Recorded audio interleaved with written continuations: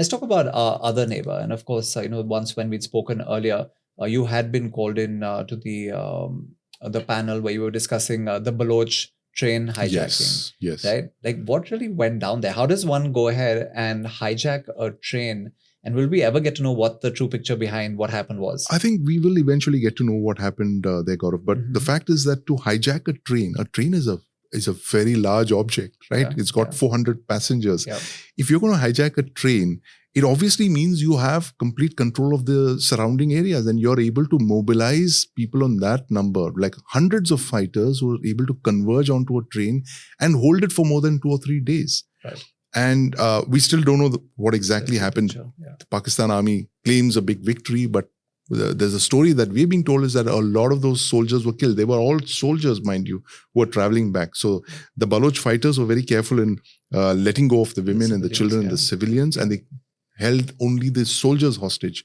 And the firefight that took place, a lot of soldiers were supposed to have died. But collateral damage. Yeah, a lot of and they were prepared to take that collateral damage. For the Pakistan military, it doesn't really matter. For them, civilians, soldiers, it's all firewood for them. So that's why I call Pakistan Firewoodistan. Except the Pakistan military and the generals, everybody is expendable. Yeah, they're just firewood. They just burn up, poof, and they're gone. Never heard that about Pakistan before. Yeah.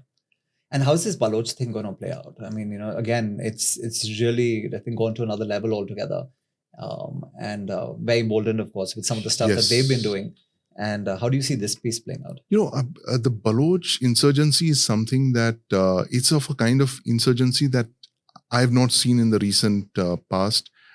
Given the fact that they're not an Islamist insurgency, they're more tribal, they're more secular in that sense. Yeah.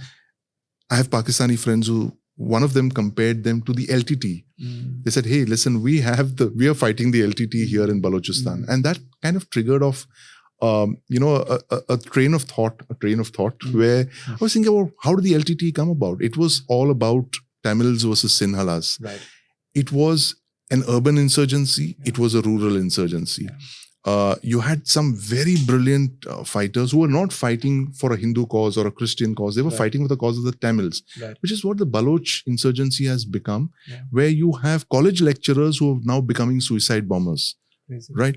And they're fighting for Baluchistan, which they feel has been denied its fair share of their resources. It's an extremely resource-rich province. It's Pakistan's largest province. 2/3 of Pakistan is Baluchistan. But yet they're being held hostage by this Punjabi majority of Pakistan. But the worst kept secret in Pakistan is that Pakistan is actually Ranjit Singh's Punjab with nuclear weapons. And they have the northwest frontier province, and they have Sindh, and they have Baluchistan, and the Baluch are up in arms. And in the northwest, you have the Pathans, the Pathan tribes who've got their brothers across the Durand line in Afghanistan who are fighting them, which is the Pak Taliban who are aligned with the Afghan Taliban. The house is on fire, but the Pakistan military believes that despite all of this, with Baluchistan on fire, Khyber Pakhtunkhwa on fire, the Afghan Taliban launching attacks against them, they can still needle India in Kashmir, just enough to keep the pot boiling a little bit. So true. Yeah, and again, it boils down to the economics again, because the Baluch, region has just been so impoverished. Yes. But despite having all the resources, and obviously, that's going to lead to... It's very thinly populated. That's the problem. It's like 2/3 of Pakistan, but it's just less than 15% of Pakistan's population. But I think they've just been set aside for so long now that I think now it's just... It's a colonization of Baluchistan, first by the Pakistanis from Punjab, and now by the Chinese.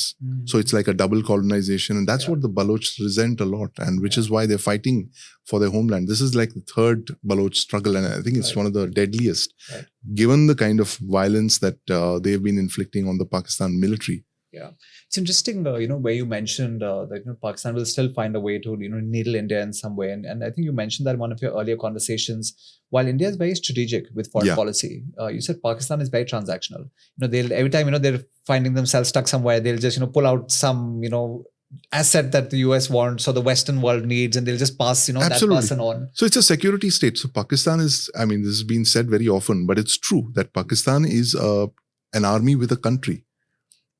They hold that country ransom. They've got nuclear weapons. They're a nuclear-armed country. And periodically, you will see this, that either it's wanted terrorists who are, pulled out like a rabbit out of a hat, and they give it to the United States, and Trump will say something nice, and the generals feel very, in Rawalpindi. So Rawalpindi is what actually controls Pakistan. It's not Islamabad. It's certainly not Karachi.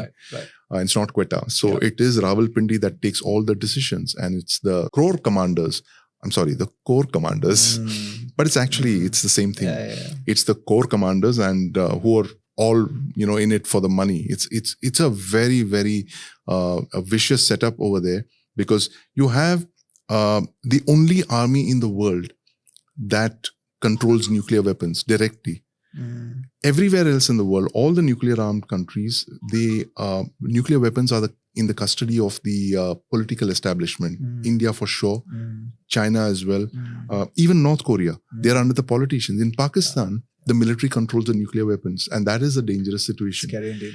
And they have somehow in the last 50 years or so, they have begun using the sword of terrorism and the shield of nuclear weapons. So with us, it is the sword and shield kind of thing, where they keep needling us with cross-border terrorism. And when we try and retaliate, they'll put the shield of nuclear weapons. We're going to drop the bomb if you try anything.